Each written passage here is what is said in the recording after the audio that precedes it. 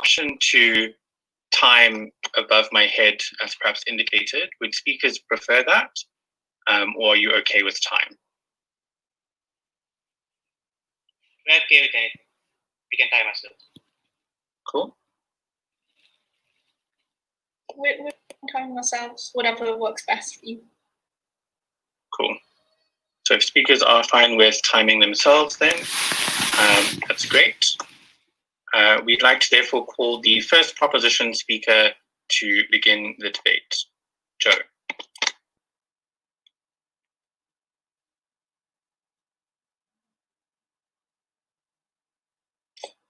Is that audio okay?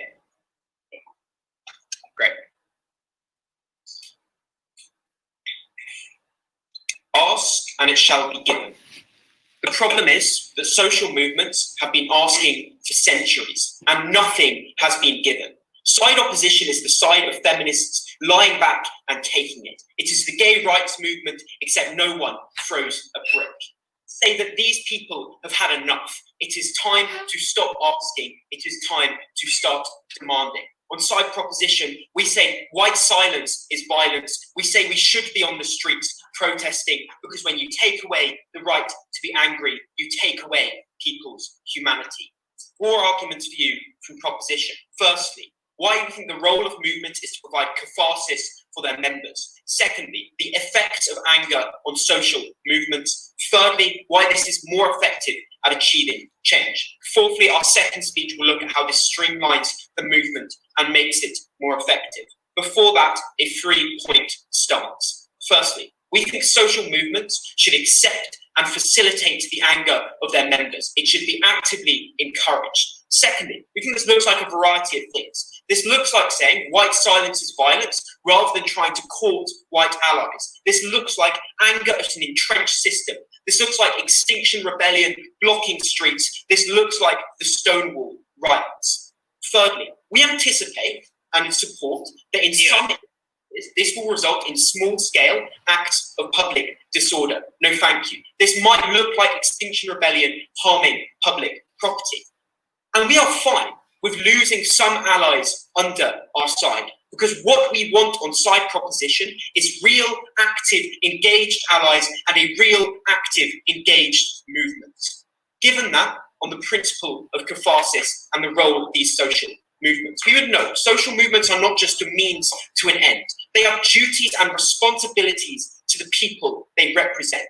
Why do we think them embracing anger provides crucial things for social movements? Firstly, we think they provide a safe space to be angry. In the current world, people of minority groups are forced to hide their trauma because of stereotypes that exist about the angry black man or the angry black woman. We think these movements should be creating safe space, not condemning those actions. Secondly, we think they should be uncensored. People should not be forced to contain themselves. No, thank you. Thirdly, we think they should be able to tell their true stories. In general, we think these movements should provide a platform for people to tell the truth. But we also recognise that in order to address the problems that social movements are talking about, you need to understand those problems better. You need to have a space for them to talk about. This looks like women in the aftermath of the Me Too movement speaking angrily about their sexual assault without fear of being condemned by their movement. And fourthly, we think people have a right to be angry. These movements should not make them feel embarrassed for feeling annoyed. Why does catharsis matter? We think it's absolutely critical. Firstly, we think people have been denied the ability to be their self, to be angry. If you're an angry woman, you're called screechy. You are denied the ability to express yourself. You are denied the ability to talk about the problems you face. And we think the very act of social movements, providing a platform and embracing that, is hugely important for those individuals. But secondly, one of the reasons it's so important is that structural change is often years away. Providing an immediate platform to express anger is a really valuable way to help people. But thirdly, let's note the anger of individuals, I'll take you in a second, exists on either side. On their side, it's internalized, it's suppressed, on our side, it's expressed. It doesn't become cycles of self-loathing that sexual assault victims often face when they are ostracized by their own social movements. Before that, I'll take your POI. So do you support like the Manchester bombings that happened in order to support social movement? No, we do not support the Manchester bombings. What are the effects of anger? The effects of anger, we think, are multiple. Firstly, think it is a strong emotion, but it's also about reason and logic. That means you recognize that somebody putting a gay pride flag above their building isn't actually doing something and getting angry. It's anger at structural problems and recognizing those structural problems. We don't think anger is mutually exclusive from reason. Secondly, we think it creates a sense of urgency. It creates a sense of intense injustice. It creates a sense of feeling that you should be out in the streets protesting, that you should be angry. Thirdly, we think it focuses energy. The unique thing about social movements using anger is that there are peaks and troughs. There are moments of anger and there are where this is expressed. This looks like Me Too. This looks like the death of George Floyd. It is those moments of intense anger where your energy is focused into a moment of protest, into a moment of achieving immediate change. Fourthly, we think it is unifying. Instead of arguing and having a dispute about what sorts of methods are legitimate, whether you should be being angry, instead of feeling isolated when your movement condemns you and pushes you out for being angry, no thank you. We think you are united against something. You are united in anger. And fifthly, we think that you're united in anger. Fifthly, we think this looks like spontaneous groups. This looks like individuals taking the initiatives themselves because of their strong emotions. The ability to call out microaggressions angrily in the knowledge that your movement will support you and the movement knows that you are okay being angry. And sixthly, we think this probably looks like blame.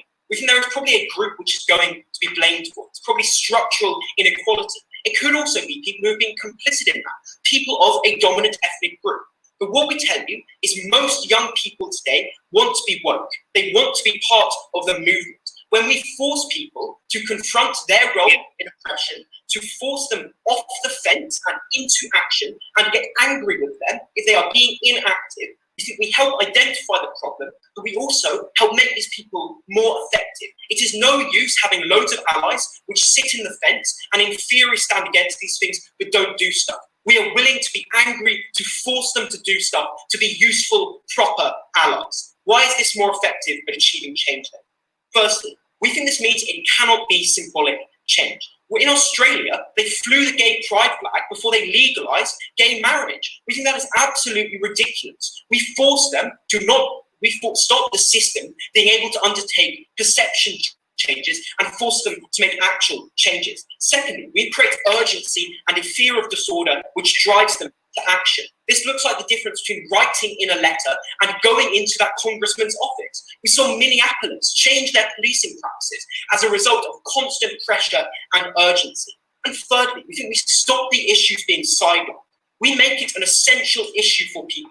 If you are riled up, if you are angry, that becomes a voting issue for you. That cannot be ignored. You can no longer justify voting for a certain party, even if they are socially regressive.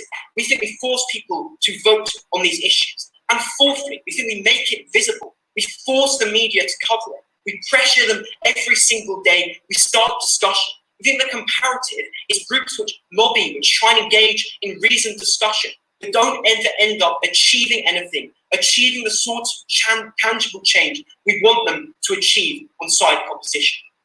We think that social movements should provide a space for their members to be angry, should provide them catharsis. As a result of that, we think we create a stronger, more engaged movement which is more capable of achieving change. We implore you to propose.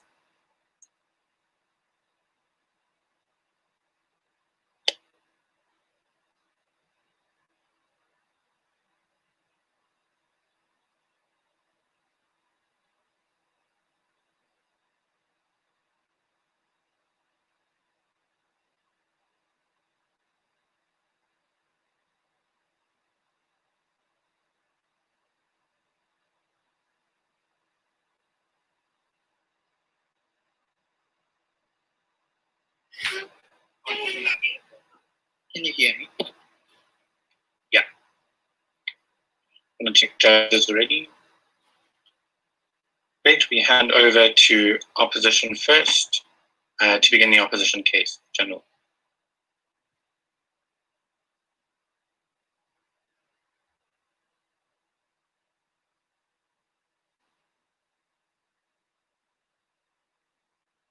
You're muted. Sorry.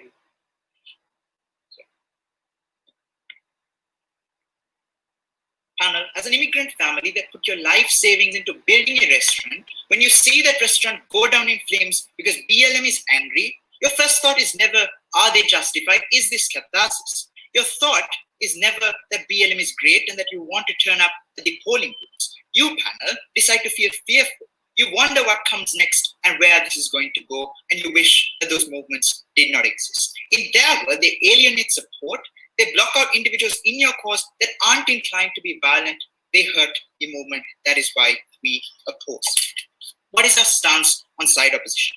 First, what does this anger look like? Because they give us this very generic description that it's just anger, and they shy away from the worst parts of it. What does this anger uniquely look like? First, it crowds out any other form of thought, because they can't say that anger exists with rationality, but then claim that you mobilize a massive amount of support because people are disgusted. If they want to claim the benefits of people unifying on a shallow coalition based on their anger alone, it does not appeal to that rationality. But second, when they say that this is urgent, we agree it's characterized by an immediate need to act. That is to say, in their world, you are inclined to lash out to this system for problems that often, like they say, take decades to solve. That is when you simply go out on the streets and go and picket outside offices, even though the actual change you want isn't that. But third, notice that they shy away from the most extreme form of violence, where they only say, but this can look like protesting. I think that shows they are not inclined to defend like just outright assault, like burning houses and burning shops, the worst forms of violence that get the kind of support that they want to claim in their second argument. In that case, Hannah, we need to hear justification from second as to why they chose to not tell us about that. But second, what do these social movements need? Because they don't tell us their interest, they just say, they want to feel catharsis. These are often minorities and disadvantaged groups that require a majority of support to pass the kind of policy they claim. They require buy-in. We only heard like 30 seconds on that. But second, the demands are necessarily complex. That is to say, these are nuanced issues that simply do not fit within a scope of violence. Because violence by nature requires generalization. It requires demonizing entities because you need to lash out at this conception of the system that needs to be a binary for a broad coalition to be able to act on. So even when solutions materialize in their work, they're disinclined to be long-term. How does this manifest? It manifests in the kind of rhetoric where you rile up and that ultimately then manifests in things like vigilante justice, anger and vitriol that gets tossed around. All of this they need to defend. They haven't done that. But notice that if there's the social movement choose to endorse violence in any form at all, they endorse all these other forms of violence as well, because you cannot selectively endorse that some forms of catharsis are better than others, that some forms are just and not. We need to hear a response on that. But third, what do we support in terms of a stance? We do not say that we're not going to acknowledge this anger. We still provide individuals a safe space where they can talk about them, where you still can get the form of catharsis by appealing to empathy, for instance, by using dispassionate objectivity, where you appeal to the rationality of people to say that it is something that is horrible. And that has worked across the globe, because if you look at like the median income of a black household, for instance, it far closer approximates that of a white household. If you look at the amount of women in, for instance, Fortune 500 companies, it has been increasing rapidly over the decades. That is not to say that this is perfect. That is not to say this still does not change, but that is a far cry closer than the kind of instance they want to talk about. But finally, in our instance, what this would likely manifest as is marches, rallies, discussions, and peaceful discussion, etc. Our burden then in this debate is to prove that anger is counterproductive to the role of this social movement. One point of response. Notice that principle in and of itself we agree to. That is to say, we believe that these individuals are justified in using violence, but what these individuals require categorically is redress in terms of fixing the structural issues that afflict their life. So if in their world they antagonize allies and alienate individuals, that doesn't work. But on the pragmatics, I just wanted to note one thing. In terms of the peaks and troughs that they talk about as a good thing, that isn't good, partner. The fact that your movement suddenly decides that this is important and then stops hurts the fact that social movements require continued pressure on these issues. Two arguments in my speech. One as to how their counterfactual prevents progressive change. Second as to how they harm support to the movement. If I'm on the first argument, sure. Do women who have been sexually assaulted have a right to be angry? They have a right to be angry, Hannah. We're not going to condemn them for their anger. We would simply encourage them to use other forms, to appeal to empathy, to appeal to rationality, and still get the change that is just as just. Moving then to the first idea and the counterfactual. First, what do these protests require? One, they require complex policy. That is to say, it entails deconstructing the entire fabric on which society is built up, in the case of women gaining rights, in the case of BLM. For instance, defunding the police and desegregation have a multiplicity of issues that require time to be solved. It requires vast buy-in in terms of a majority of voters. It requires compromise. But second, you simply cannot be angry all the time. That is to say, when you have a multiplicity of issues, you cannot dictate the same amount of anger for each and every one of them. And if you've ever been angry, you know it's exhausting, you cannot maintain it. They concede to that. So that means, for instance, if you want to solve the wage gap for a black worker, then cannot get the same amount of anger as you would feel for George Floyd. But third, it inherently drowns out peaceful. That is to say, because it's simply seen as more effective, seen as more important in the eyes of those movement, it actively crowds those out. What is the harms of this in their work? One, they cannot reach a compromise.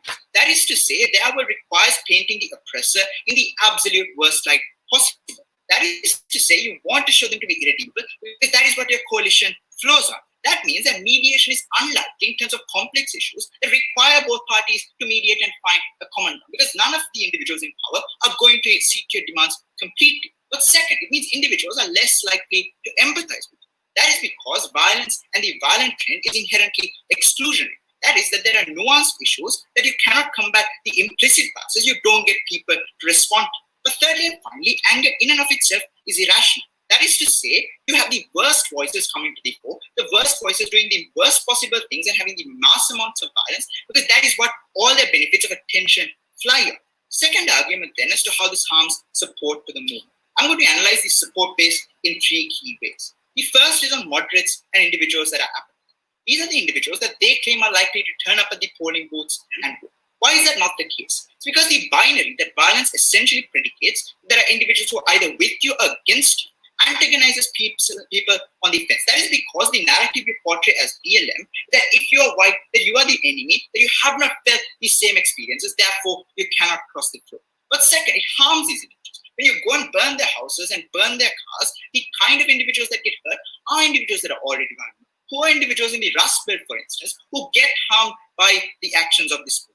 But third, even if in our comparative they don't directly protest, they're still tolerant. They don't call the cops on the BLM protest that happens outside. They're likely to vote in the polling booths. But second, in terms of bigots, these are individuals that now have a massive amount of leeway to portray you negatively within the media. Because these are already political narratives that are being exploited based on those ascriptive characteristics. Now you have ammunition to shoot down these. You have ammunition to rally the majority that already supports you to say that we cannot grant them this change because look at what they do. They deserve to be changed. But in that instance, you can use the fear to mobilize against them to not give them the change they need. But finally, in individuals who already support you, now it's harder for them to turn up at your protest because if you are not angry in that, but if you are not cathartic, you're going to be crowded out anyway because people in the movement are going to say, why are you not angry? Why are you not dispassionate? They exclude people within the movement itself. But second, it's harder to justify your presence in the movement because it's seen as violent, it's seen as radical, so the buy-in is lower there as well. Ultimately, any degree of anger construed in any way when it's supported by the movement excludes, it hurts the movement oppose.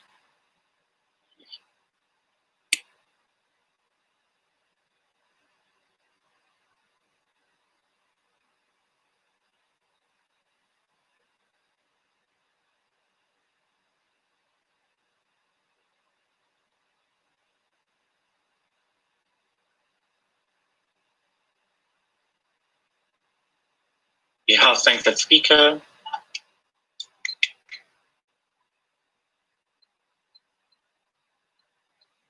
Can we check in with judges? Ready? Great. We'd like to hand over then to the proposition second to continue the case for proposition.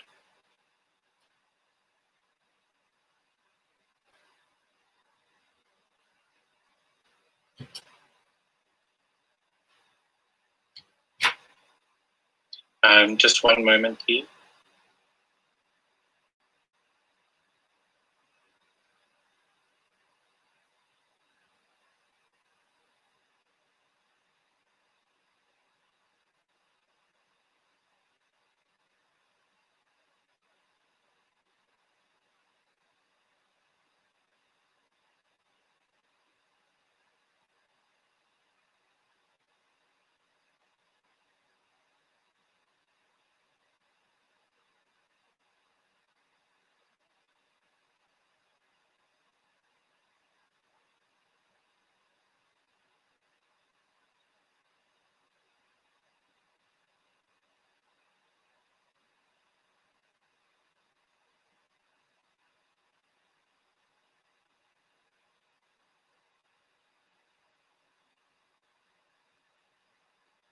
Amira, would you just check your chat, please?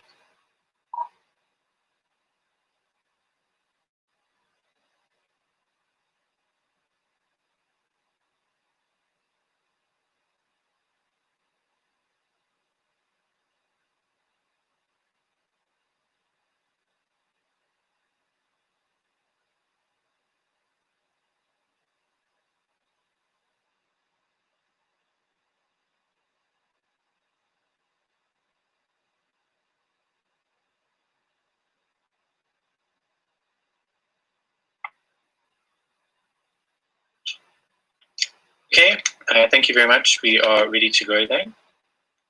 Up to when you are ready.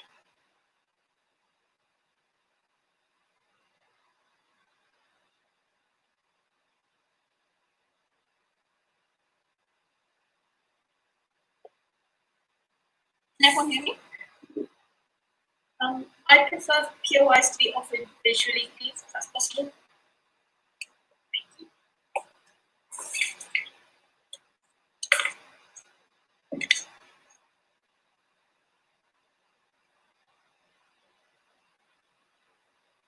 Hannah, when Black Lives Matter burned down small shops, in their very best case scenario, the people who own their shops still went on TV and supported the movement. They still said this was justified because they knew that Black Lives Matter, contrary to what opposition think, getting angry about systematic police brutality is not irrational, panel. Anger and rationality can exist in one, and we tell you from the very beginning, we think the rational thing, panel, is to be angry. It was telling that side opposition had no examples, but this one assertion about Black Lives Matter. A movement has already changed systems and police systems in places such as Minneapolis and the Manchester bombing panel. If they think they're going to win this debate by forcing us to support terrorism, then they've already lost it. I'm going to do 3 things in this speech. Firstly, look at what the other side bring you and what they try and get us to support. Secondly, look at the limited response they had to Joe's 2 points. And thirdly, why this streamlines movements into more effective, cohesive, and radical bodies. What did they tell you? The first thing they come up and say is they say, side proposition needs to defend any form of violence and any form of vigilante justice because the second you create a binary, you can't support anymore. 2 things. Firstly, we supported disorder from the very start. In Joe's intro, he literally told you about the Stonewall riots and throwing bricks. We think that's violent, we think that's good. Secondly, we don't think it's true you can't support some forms of violence and condemn others. We're happy to have public disorder, mass protests. We're happy that the Stonewall riots happened, but that doesn't mean we have to support mass murder and terrorism. Panel, there is a reasonable in between, and I think we are in right. What did they then bring you in their actual society? They had 2 points. The first one was that it harms policy change because in order to get policy change, you need compromise and nuance, you need sustained anger, you need and you don't need it to be led by irrational people. Firstly, we think in the vast majority of cases, it's not actually complex or about compromise. You're either achieving certain policy changes, things like we want gay marriage to be legal, we want to change the abuse laws, or you're literally condemning things that are fundamentally wrong. The fact that they didn't give you an example where it's really complex and nuanced probably shows that there isn't the vast majority of cases which we clearly win on our side. Secondly, I've already told you that we don't think it's irrational either. You can be perfectly rational and also be in support of the social media movement because the anger is what is the rational response. It is proportional to the harm that has been inflicted on you. These aren't crazy mad individuals going up to the polling stations and trying to discuss with legislators. These are justified angry people trying to convey a sense of urgency. Thirdly, we think that even if you do need some level of compromise and nuance in very complex cases, that doesn't happen within the movement. That happens once a movement has stood up and been angry at the establishment that's been oppressing them, and at some point, very far down the line, when you're writing the policy, you get some kind of compromise. When you're trying to generate support, when you're trying to channel people's sense of catharsis, then you need to be angry. That's how you get the issue on the compromise table in the first place. They gave you no mechanism of how they're actually going to achieve any of their change, how they're going to get to the point where they have these nuanced discussions about whether it's okay to have problematic domestic abuse laws. Of that, they cannot win the point. What do they then tell you? They then tell you that it harms support because you create this binary. You're either with us or against you, with you or against you. They tell you about bigoted narratives. Panel, we think bigots are probably problematic on either side of the house. They're probably there being racist on either side of the house if they become racist because someone's angry. What we do is we at least bring these issues to the forefront and front pages of the newspaper so that people actually gain awareness. We think that is far better than some sort of long-term, never actually coming to the forefront, never actually being the election issue, because it's just there, it's just rumbling under the table by probably a group of elite people at the top of the movement, where the vast majority of people never have the capacity to express their anger, where it never becomes the thing people are discussing. They then tell you that in this, there is excludes the people within the movement who don't tend towards anger. How? We think you can be angry and manifest it in multiple different ways, and we think that allows for a vast majority of people to enter the movement. And we think that if you are someone who isn't angry at the fact you're being oppressed, if you're someone who isn't angry at the fact that there are systems that continue to cause problems within your society, then you're probably not the most helpful person to the movement panel. I'm afraid that that's just the choice, because if you don't care that much, we're probably okay with losing. What did Joe tell you? Joe told you two things. The first thing was a principle of catharsis, about how the role of social movements was to provide safe spaces for these people, was to channel their anger in a way that achieves catharsis, that allows them to feel better about themselves. He told you about the problems of having continued sustained bottled up anger. He told you this is what social movements could provide in the immediacy. We had two responses. The first one was they can still provide safe spaces, but they're just places of dispassionate objectivity and empathy. And this really confused us, because we think when you're in that clinic talking about the sexual assault you had, we don't think dispassionate objectivity gets anywhere near the catharsis they deserve, because these people aren't dispassionate and going, that was objectively bad. They feel angry because they feel violated, and you can only sustain that by having the social movement justify and legitimize anger. Second point to us they gave is they need redress, but they need it through structural change. We don't think this is fully true, because we think identity validation is also hugely important to your life.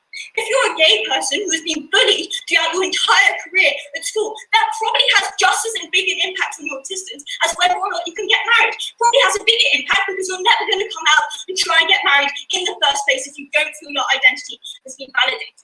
We win this debate on catharsis alone, because they cannot claim it on their side through dispassionate objectivity, because it specifically fulfills the role of social movements, because it is much more concrete and much more likely to happen in the long term. On that alone, we win this debate. We heard no responses to the structural reasons Joe gave you as to why anger can achieve change. Panel, that wasn't written out from. Yes, I'll take a POI. On your side of the house, when you say some people are not helpful because they're not angry about their oppression, why isn't there an obligation to provide a safe space for them as well? Because we literally don't think these people exist in large numbers. We think if you're not angry about your oppression, that's because you've been fooled by a system that is trying to make you sit back and take the oppression. We don't think that's right, and we think social movements should encourage people to feel angry when they're systematically violated. That's what they should do. Why do we think, panel, this can't streamline movements into more effective ones? In the status quo, or in situations where you haven't had anger, allies are often apathetic. They post a black square on Instagram and then they stop doing anything. They're obsessed with only being seen as white saviors. Their actions look like the Australian pride flag in Parliament years before it was legal to get married. When you have anger, we think you force a choice.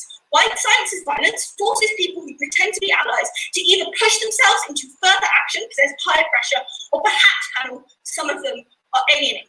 But we think removing the people who get alienated with this choice from the movement is really important, because these are people who are less radical and dilute the message. They take up the discussion time with experiences they've never had. And they'll often be secretly racist, removing a safe space, especially if they're turned off by justified anger. We think fewer, more concentrated and radical members are more likely to achieve change, because they can pressure legislators in an urgent way, because they're not satisfied by the lover room and useless sympathetic acts, because they actually vote on the issue. We win on legislation, but we also win on providing that sexual assault victim with a safe space. I urge you to propose.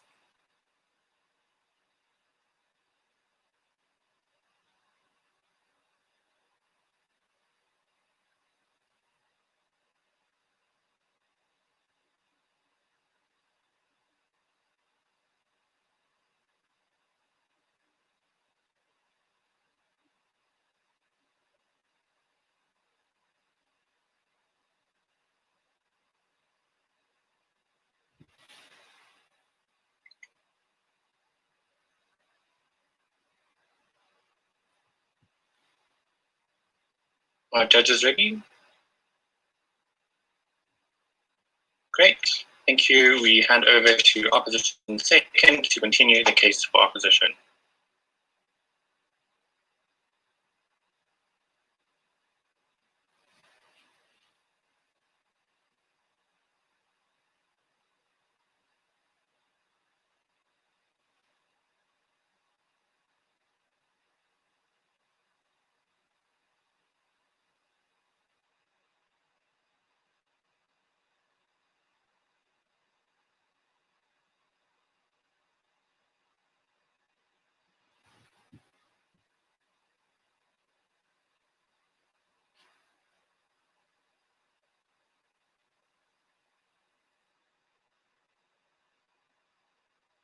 Hi, can you hear me if I speak like this?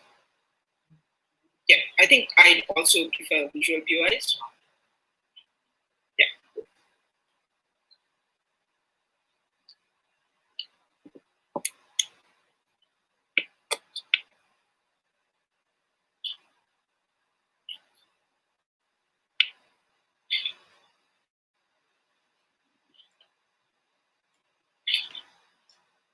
Panel, this debate isn't about what side proposition wants it to be. It's not a generic debate about whether we want any kind of emotional expression in social movements. It's very specifically about whether anger should be mobilized as a strategy to gain buy-in. I think the argument about catharsis largely falls on the basis that it is not relevant to this debate. That is to say, we're more than happy to facilitate the anger of people who feel that they have been wronged by society in internal forums, in churches, for example, where BLM meetings happen. This is about whether we want to utilize and mobilize that kind of anger as a strategy to gain supporters. It's not about whether we want to acknowledge that this anger exists. And I think all across the world, this strategy has already been in place. If you look at the campaigns of people like Martin Luther King and Gandhi, there was an expressive acknowledgement of the fact that you have a right to be angry at the people who are oppressing you. But what followed that was a plea to restrain your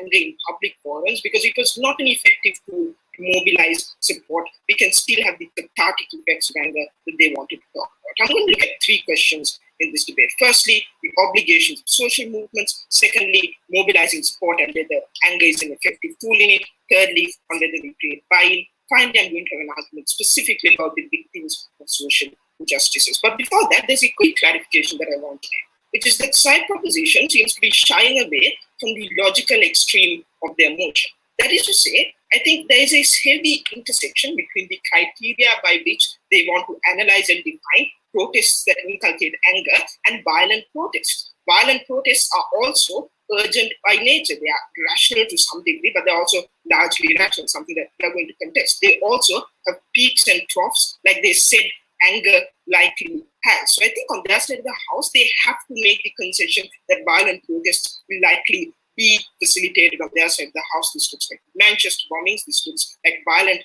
attacks in Hong Kong, for example, against pro-China supporters or Hong Kong police. The first question then on the obligation of social movements. And I think largely this clash is just not relevant to this debate because this is about what an effective strategy of mobilizing support is. But nevertheless, we're still able to do what they do on their side of the house in terms of catharsis, in terms of having this kind of anger in internal forums. They can still acknowledge the anger of victims. But fine, why do you think that their unique metric of creating catharsis through anger actually alienates the most vulnerable individuals? Because they made a concession in prop to itself that if these people aren't angry enough to be helpful to the movement, we don't care about them. Think about the kinds of people, Karen, who are the least likely to be angry. It's two kinds of people. One, individuals who are generally empathetic towards one who probably hate people who are directly oppressing them, but are empathetic to communities that gain membership with them. These are individuals in Black communities, for example, who closely worked with white communities and don't see them as the oppressors. It's very hard for these individuals to be angry. On their side of the house, when they define the movement as being based off anger, who alienate the individuals who are actually bridges between communities. But secondly, the people who are the most afraid to be angry are probably the people who fear the backlash of the majority movements. This is the Black trans woman who lives in a ghetto, who is unable to call out her racist oppressors because they might tear down her door in the middle of the night. These individuals are left with no safe space on their side of the house and absolutely no validation from the movement that's meant to support them. The second question then of mobilizing support and whether anger is an effective tool there. And largely what we get here is just like a laundry list of characteristics of anger and as to why those facilitate good protests. I think they ignore here the nature of the problem that we gave to you in Janul's speech, because they tell you, oh, we didn't have any examples of that. These were complex issues. Here's a few examples. Right? It looks like policing strategies that have existed across centuries that force the police to be the primary response to any kind of social conflict. It looks like segregation, for example, that even after Brown v. Board of Education, you still have largely segregated schools and school districts. The nature of these complex problems is such that they require long-term solution and they are multifaceted in nature and they require buy-in from the majority. I'm going to frame them as to whether anger is an effective tool around these three criteria.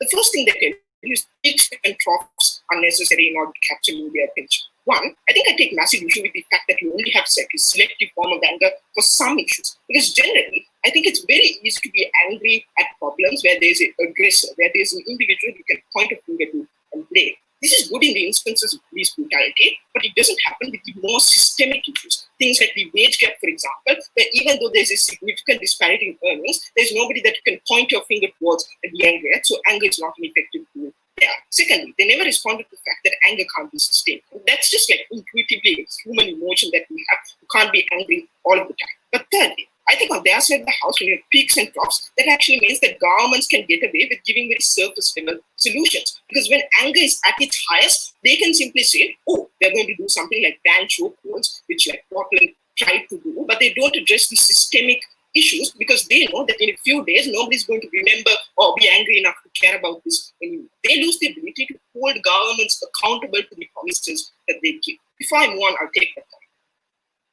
point. Your point.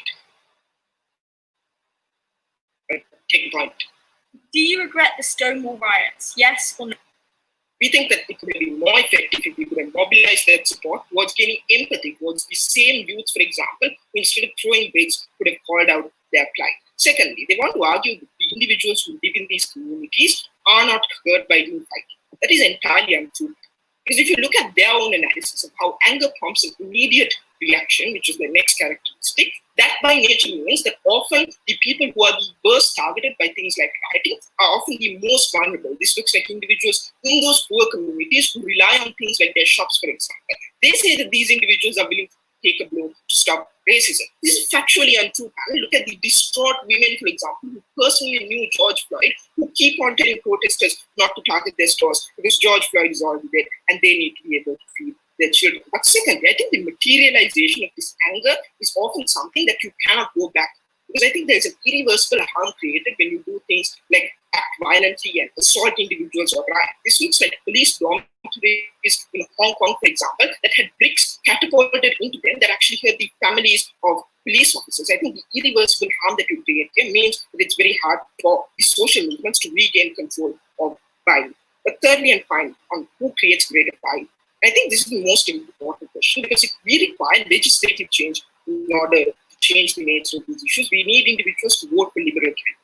Why is this unlikely to happen for moderates? One, because now it is far, far harder for them to want to support these movements when the only way that they can do that is by being angry, by saying like to hell with police or whatever. But secondly, it's far, far easier for people to be de facto supporters of the movement. That is to say, you can say, oh, I support black rights, but I don't really want to side with the Black Lives Matter movement because they're way too violent and angry. But second, I think the point on bigots is particularly important because on their side of the house, riots are so chaotic that you can read into them whatever message you want. This looks like Nigel Farage in the UK, for example, who compares these riots to attacks from the Taliban in the UK. It's much harder to do that when you have organized peaceful protest that has like a clear message. You can really write whatever you want. But then, the point that governments have their hands forced. So this is where my argument comes into play. Because we think that on our side of the house, we actually create fodder for oppressive and authoritative governments to be able to justify their crackdown on the most vulnerable of individuals. This is something that they uniquely do not have in the counterfactual, and only peaceful protests exist to be able to do things like marshal international support. For all of these reasons, side the opposition.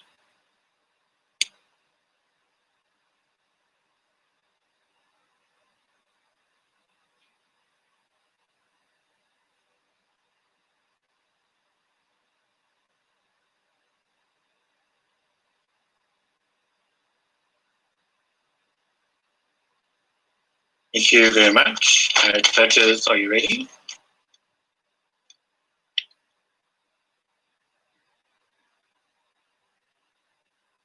Great. We'd like to hand over then to Proposition 3. Yes, audio right there. Louder? Cool. Okay, this better? Perfect. And can I just reiterate, prefer visual POIs, if that's okay? Cool.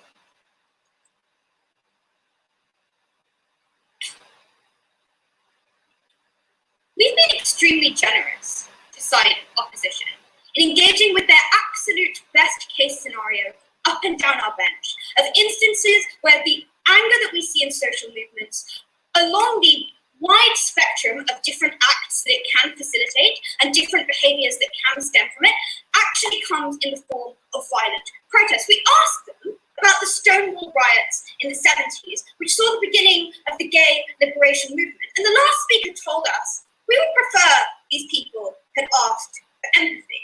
Does he and his side honestly imagine that the gay men castrated by their own government, executed by their own state, that the lesbian women forced into corrective rape marriages hadn't asked for empathy?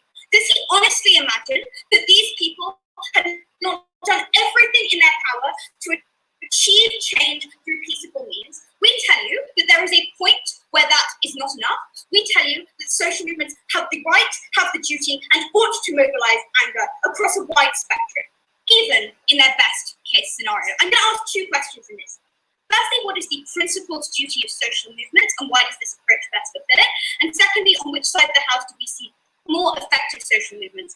On which side do we see change? On this first question of the principle, we told you very clearly from Joe's speech that these movements had an obligation to provide a cathartic, safe space in which anger can be expressed and mechanized when those individuals are denied their anger in mainstream society. What did we receive in response from side opposition? They firstly claimed that we had to support extreme violence if we want to claim the benefits of our second argument of achieving majority support.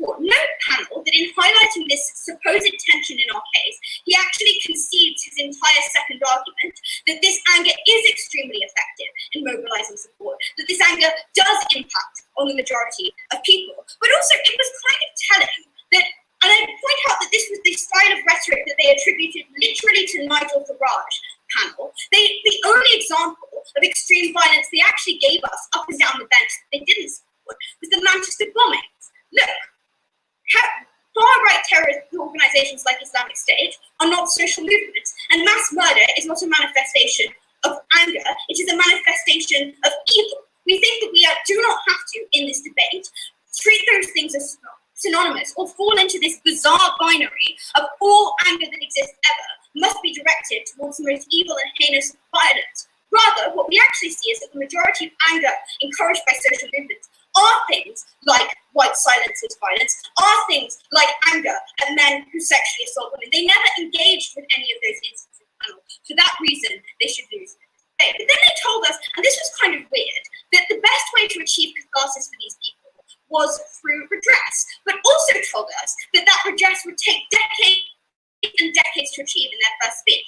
We told you that these social movements were ends in and of themselves in terms of providing a temporary safety net for those people, a temporary way to feel that anger being expressed, to get some sense of not being continually victimized throughout their entire lives. But then they tell us, and this was really strange, that they're going to provide a safe space through dispassionate objectivity.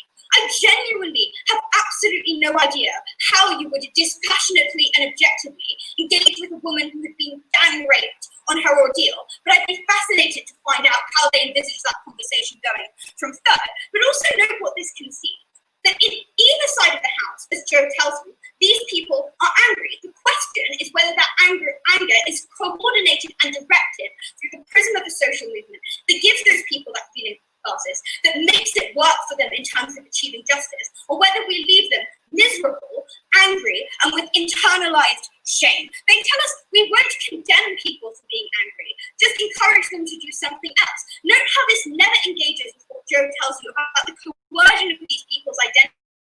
When they aren't free to be themselves, that these social movements have an obligation to be against.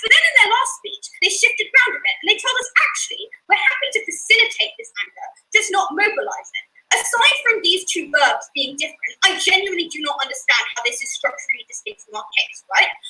In the instance where a social movement facilitates anger in order to help its individuals within it feel catharsis, it is mechanizing that anger. But even if that weren't the case, we think they are having an incredibly narrow debate with us at the point when all they are asking is that social movements essentially practice the same terrible harm that society has on their members by making them oppress themselves and hide their feelings in those kind of meetings. We think that was deplorable, and we think that never engaged with the sophistication of Joe's catharsis principle. We should take the debate panel on that basis alone. But let's look at this second question of on which side of the house social movements are more effective. Because we told you that it forces legislators to act, increases the perceived importance of these movements, and crucially gets the kind of high-value allyship rather than worthless tokenism that actively harms this movement when we fight for things like actual change and see big protests rather than a symbolic pride flag on the governmental building that continues to oppress gay individuals in that society. What did we receive in response? They told us firstly, and note that this never qualified past an assertion panel, that anger cannot coexist with rationality. We told you up and down our bench that if they believed women could be raped, if they believed black people who've been victims of segregation and police brutality had a right to be violent, then they probably believed that that anger could be rational. We never received a response. But then they told us this anger is not sustained and you never dealt with it. We did. We told you that this anger would come in peaks and troughs. They told us you won't get continual pressure if that happens. But panel, they never gave you an alternative as to what the other feeling, the other mechanism, the other sense that social movements would be continually pressurizing individuals with. We told you it wasn't enough for them to stand up and say, we persuade the racists. We would use civil disorder, we would use rage, we would use shaming tactics to give them no alternative. But also note how completely divorced this is from the actual reality of how most social movements operate. The feminist movement took place in waves. The civil rights movement took place in peaks and troughs. This is the way that movements have always operated. It wasn't enough for them to simply assert that it was problematic. But then they said, you cannot be angry all the time across a multiplicity of issues. Look, we're happy for people to focus on different movements at different points in their lives on the basis of things like their own identity. But also note that a lot of these movements have a lot in common in terms of the institutions that are actually oppressing them. We're happy for anger to be directed towards governments, either on the basis of the feminist movement or on the basis of Black Lives Matter. But then, and this is where they really hung that hat, right? They told us that this alienates people and is exclusionary, creating a them versus us narrative.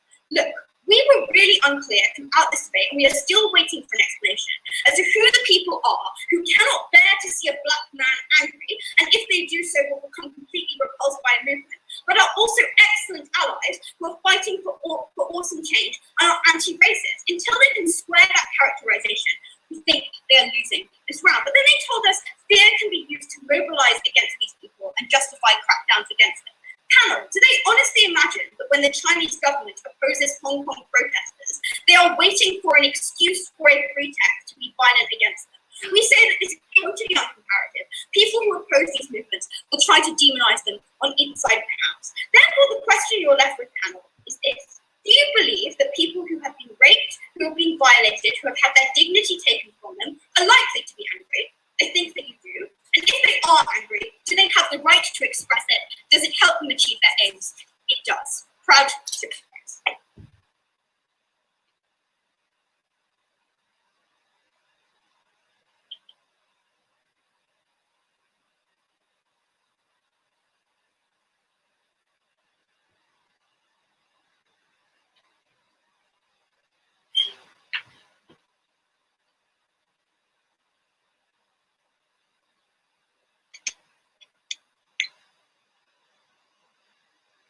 Okay, judges, are we ready?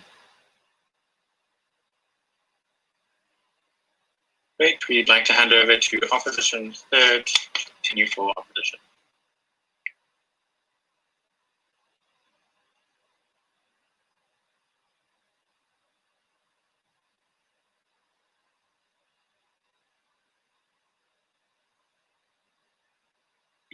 Can I be heard if I speak like this?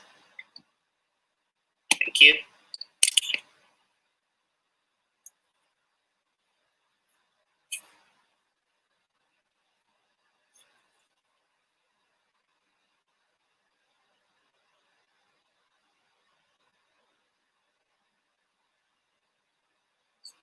Panel, don't let proposition take this debate into areas where it has only been effective if you have been angry.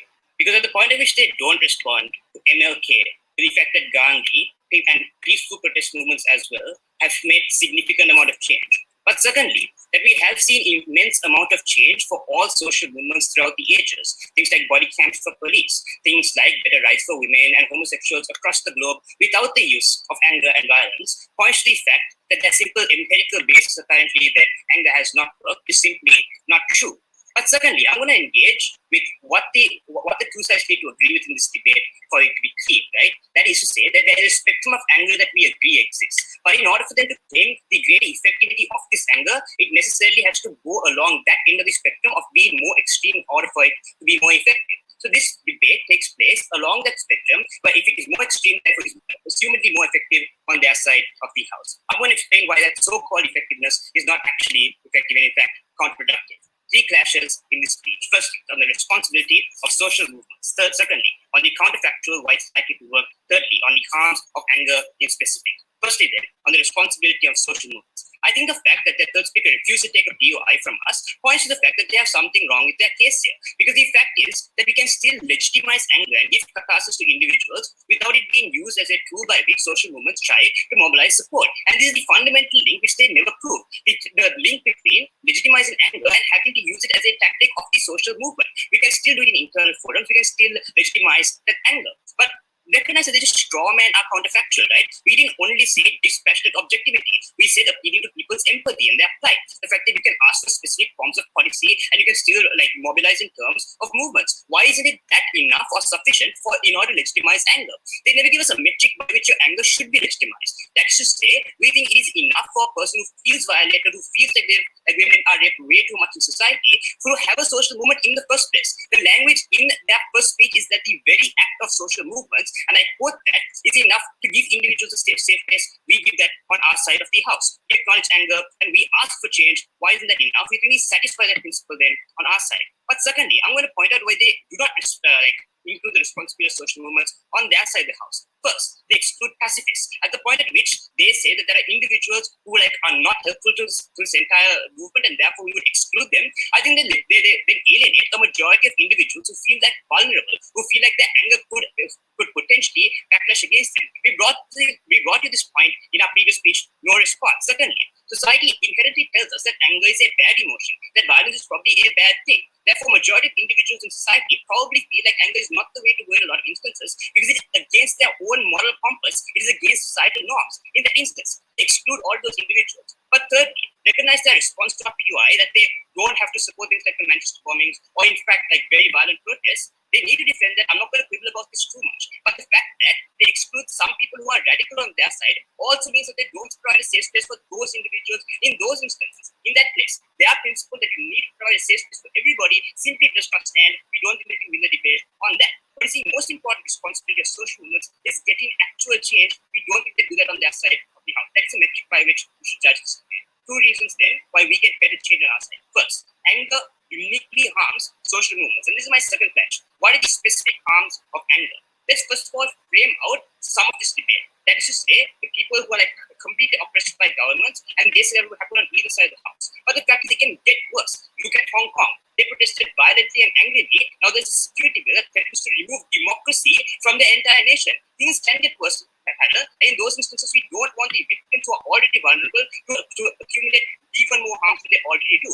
But secondly, and this is the most important, the moderates, the people who are so-called apathetic on the proposition side, why is it that they exclude a lot of them? And why is that important? Because they concede that they will alienate the proportion of society on their side, and we think that that's incredibly harmful. 4 reasons. First, you create a necessary binary. Their very phrase of white silence is violence means that people who are white, who had never spoke up before, feel like they are excluded from the movement, who feel like they should not belong in the movement. Second, you reduce the tolerance for this movement at the point at which you see a peaceful protest outside your house, but you think the trajectory of the movement is anger, and therefore it's likely to escalate into violence, because you're likely to call the cops on that. You're likely to say something negative against the movement. You reduce the tolerance of the movement. Thirdly, the white people that they want demonized on their side of the house are also vulnerable. There are poor white people. There are intersectionalities within privileged groups as well.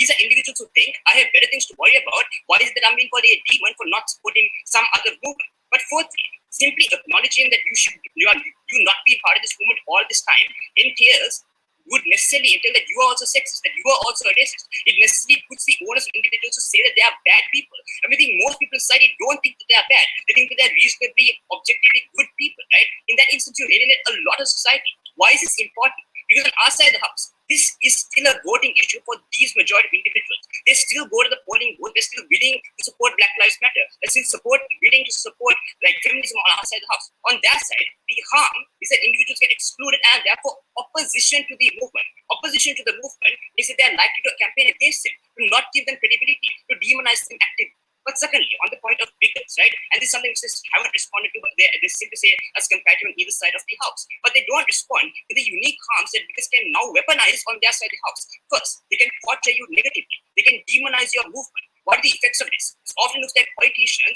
who now already have a support base and can use that support base to demonize the movement in question. In that instance, there's a majority of society who are used in order to oppress this particular social movement. But secondly, they don't respond to our argument about media, how you can read into violent protests, how there's no clear agenda, how you can have literally any amount of like different interpretations of what they're going to do.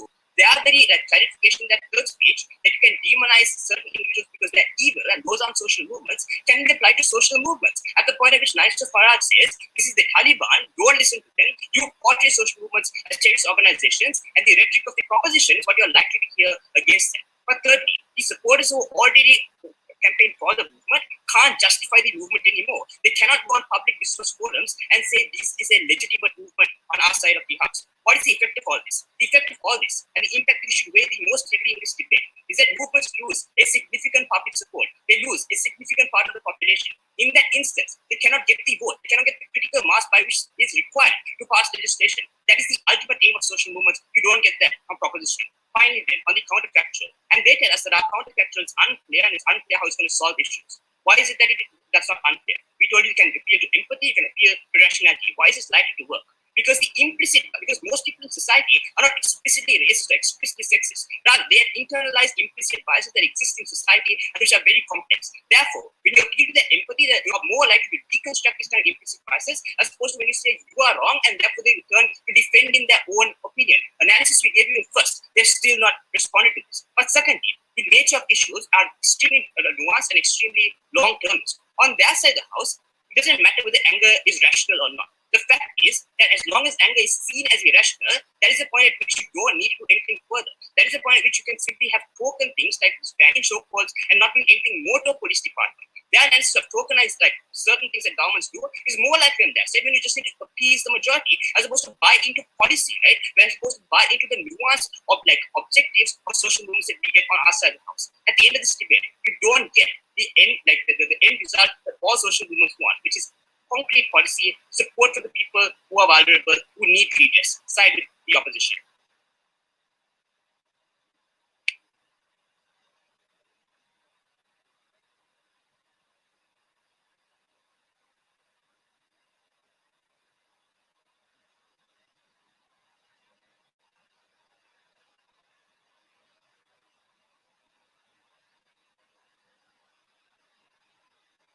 The House thanks that speaker. Can I check that judges are ready? Right, we hand over then to opposition reply to conclude the case for opposition.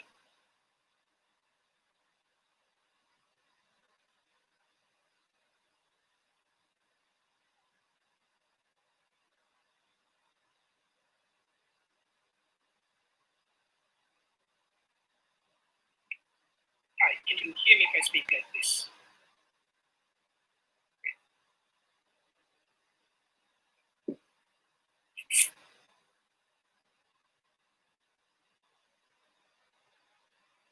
Proposition cannot win this debate by juggling examples and pulling on your heartstrings. They need to give us a clear criteria and metric by which they create tangible change for people whom they consider suffer from systemic and long-term issues and who aren't getting better in the immediate future. I think we do this far, far better on our side of the house. And notice that all of our case was focused on mobilizing support, whereas they chose to take this debate into tangents that it didn't need to go into. I'm going to look at two questions in this debate. Firstly, what is most effective at mobilizing support? Secondly, what is the obligation of the social movement Thirdly, we create greater buy-in on which side of the house, and with specific metrics by which we create tangible changes. The first idea then on creating change. And I think in a debate about mobilizing support, the spirit of this motion and who wins this debate is decided by who increases support for this organization and helps it to achieve its aims. In that light, we told you some things about the nature of problems that these minorities were facing that they considered.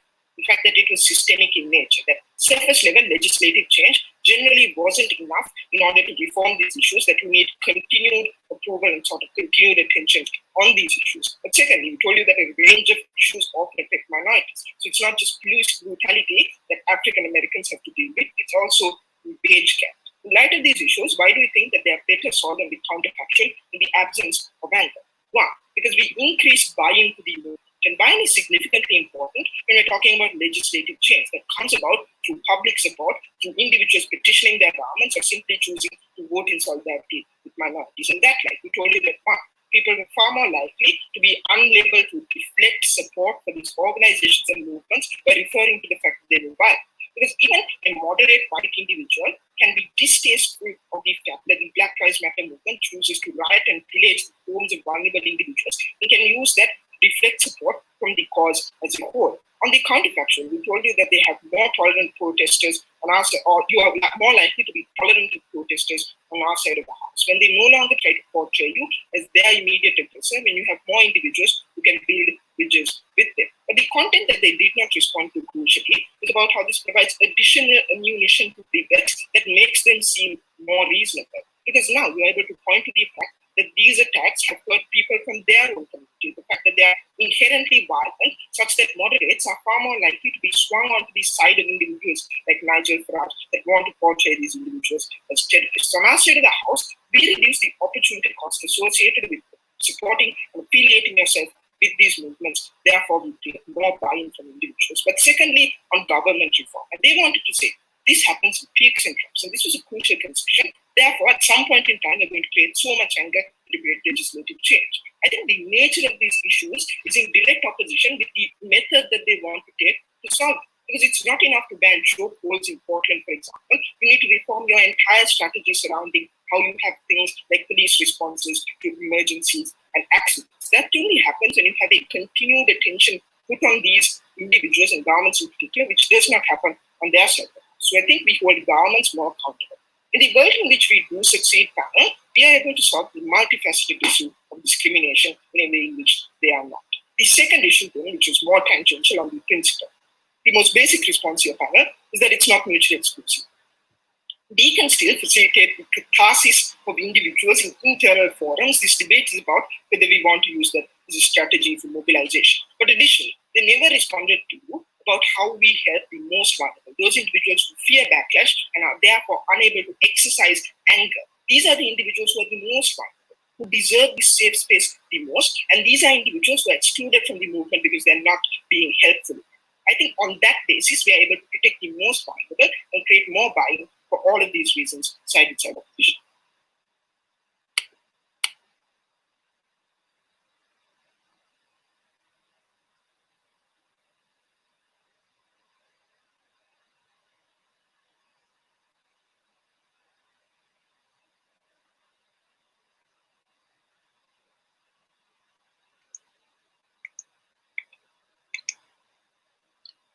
Okay, judges, are we ready? Great, we hand over to the proposition reply to conclude the debate. Is that audible? Yeah.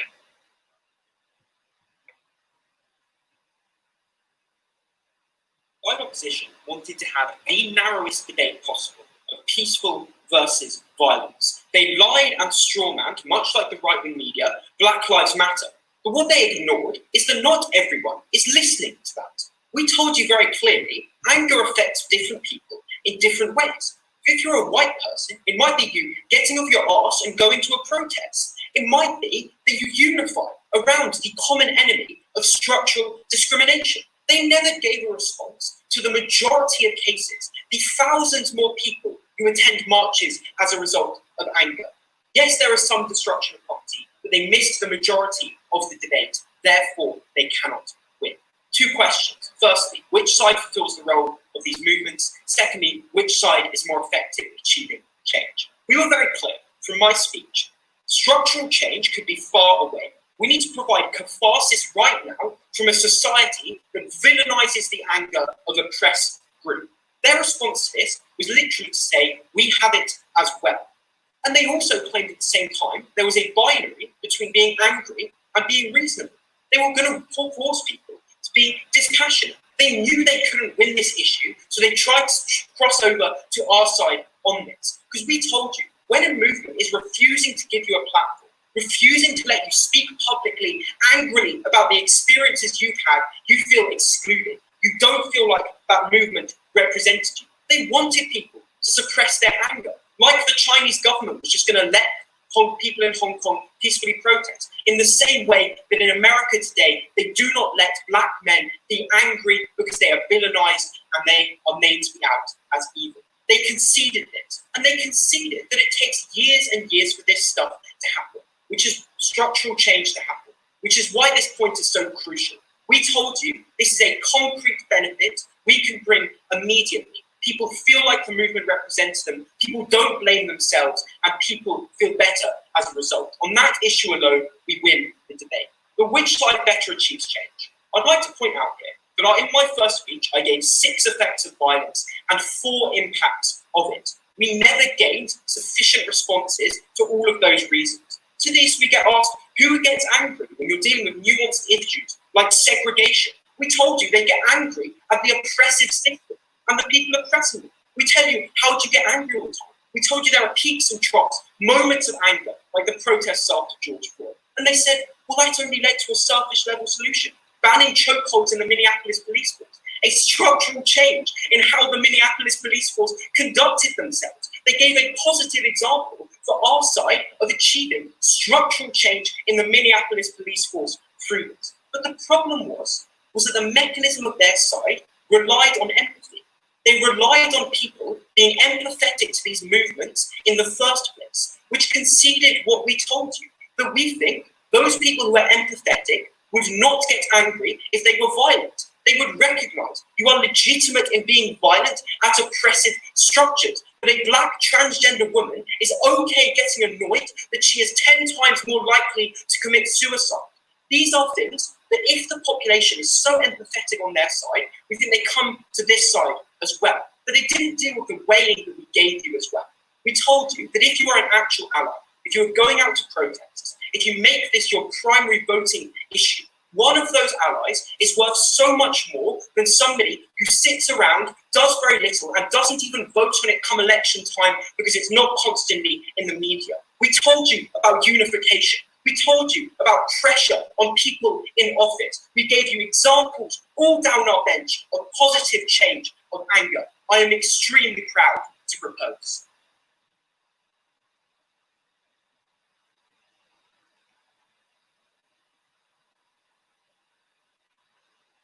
Thank you very much to both teams. That ends the debate. The judges will be off to deliberation and will return with the whole adjudication. Thank you. Thanks, guys. Thank you. Thank you.